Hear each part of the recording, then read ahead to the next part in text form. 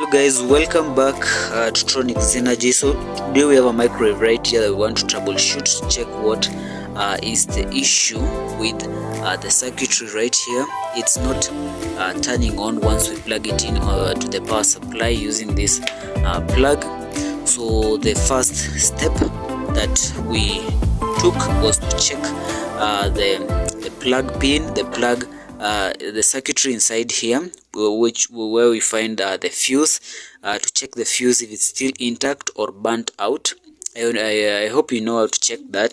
Just take the two contacts of your multimeter right here, and you just touch the two plates of your fuse. Let's say it's this fuse. Just take one pin, connect it there, and the other pin you just touch in the other side.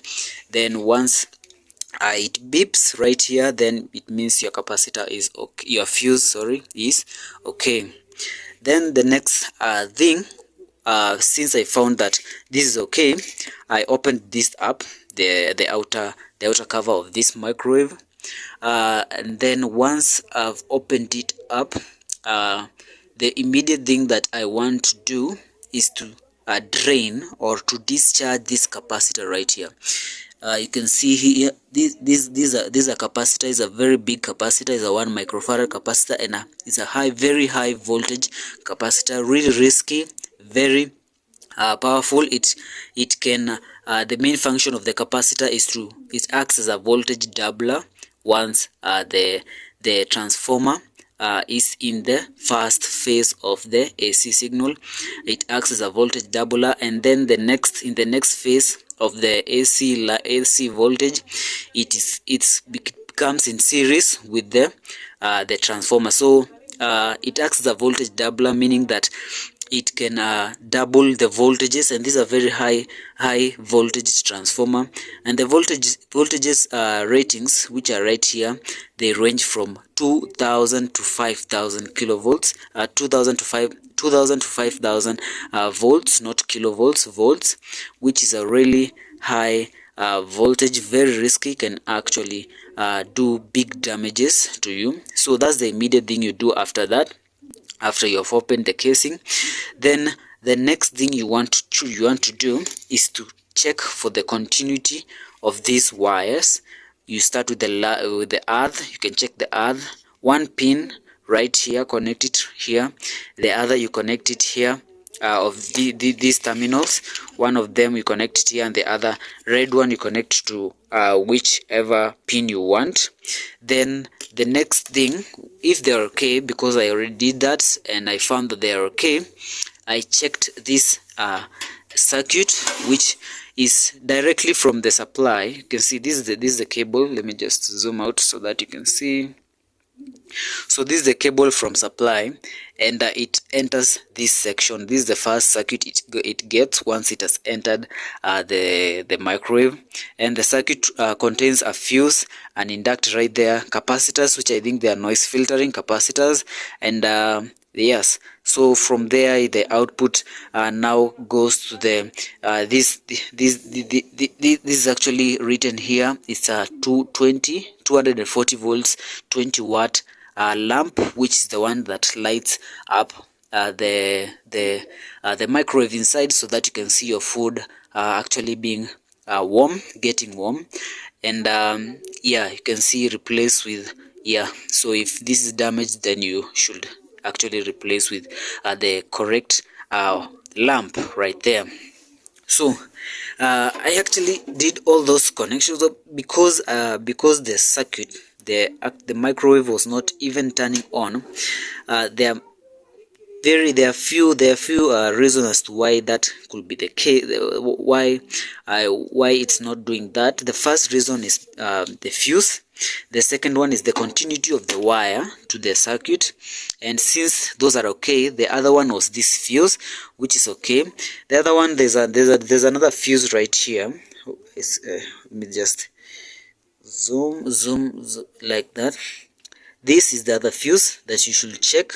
It's a metal film. It's a fuse right here, which is coated with this insulator. You should also check that connection. And since all those are correct, the other thing, you should check at the relays. the door relays of this microwave. If you can see this, the door right here has its this plastic things, which when you press like that, it actually triggers these relays. These are relay switches. This is the first relay switch. There's another one below there, and these other switches are the ones you use for rating whichever conditions you want your food to be warmed. So these door relays are the ones that you should be checking if they are actually correct. And that was my last check, and that's what I want to do. So let me just open the door, and I want to check with you guys. So this is how you check if those are the reasons, because they actually tell the circuit, they actually tell the internal circuitry that you have actually closed the door. This is actually a protection feature which is mostly used in most of the microwaves, because of protection of the microwaves getting out or harming human flesh out there. So for the protection of that, it actually makes sure it makes sure that you have closed the door for it to start. So if it does not sense that connection, or if it senses that the door is open, or the switch, if these switches are actually not well faulty, it won't sense that the door is closed, so meaning that the circuit won't turn on. So meaning that they also play part in that section. So I'll actually check if they are correct, if they are well. And to do that, you can see, let me just zoom in. You can see it has two terminals. There's one terminal on top and there's another one at the bottom. So you just place one of the pins of your multimeter right on top and the other one on the bottom, and you just set your multimeter to measure resistance right there. So zero limit means that the resistance is so big that it cannot measure. So once the door is open, we expect it to write zero limit. Once the door is closed, we expect it to start giving some readings, maybe 2 point something or 0 point something or whatsoever. So once the door is open, the switch should give a zero limit reading. So let me just measure. Just like that. Just lift it up. Okay, so I place one of the pins, one of the to that top part, just like that. Okay, just remove it and just put my multimeter right there. That's the black one, and the other one on the red one, the bottom one. Then the reading, it's 0. Okay, that's not correct. Let me just close it and check. Then when I close it, is 0 limit. Okay, let me see if I've placed it correctly. Just return this wire. It's actually 0 limit when I close it, and when I open it, it's 0. When I open the door, is 0, and once I close the door, it's 0 limit. Okay, that's quite strange. Let's check the bottom one and compare if they are both doing that. That actually gives me some concerns about that relay, that top one. Let's just check this bottom one to make sure that it's functioning well. Right there. Then I take the other pin, the positive one, and I connect it to the top like that. Just to place it just on the top, just placing it there. so it's actually 0, so that's actually okay. Then when I open it, when I open the door, it's 0 limit. Okay, that's actually what should happen. It should be 0 limit when I open the door, and when I close the door, it should have some reading. So at the top relay is actually having some issues, because the other one is okay. The other one is what I expect to get from a relay. So let me do that again. 0 limit when I open the door, and when I close the door, it's 0. Okay, so maybe we should just, maybe this is the one that's bringing the problem. This relay right here, this is the code.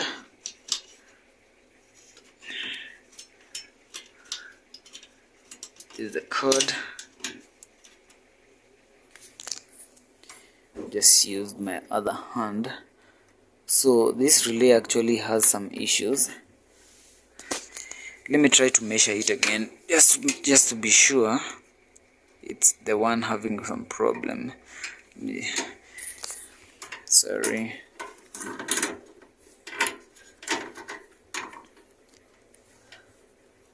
Just connect it back like that. Okay, let me try to measure it again, just to make sure it's it's okay.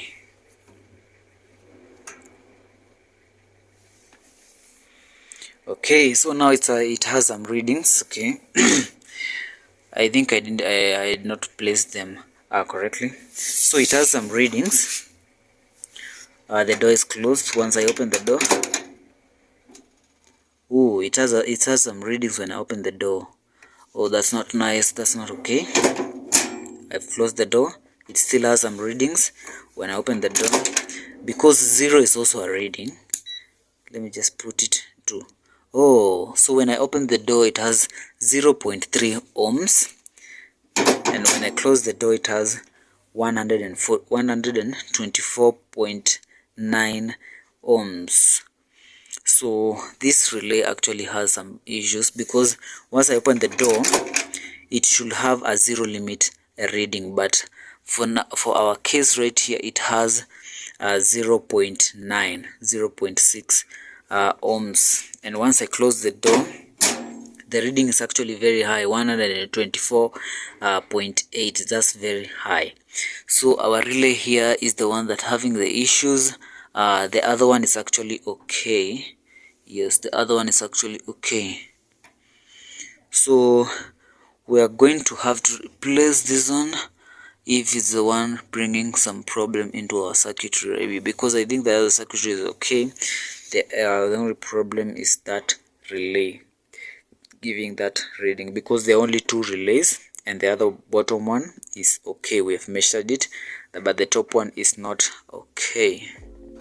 So even after some further testing, after doing this troubleshooting, we still found that the top relay was the one having some issues. So that's how you troubleshoot, guys. That's how you find where the problem is. It's not always the simple things, not always the fuse or the continuity of the wires. Also these switches can make the circuit not to turn on. So if I replace it, I'll bring another video to show you when it's working normally.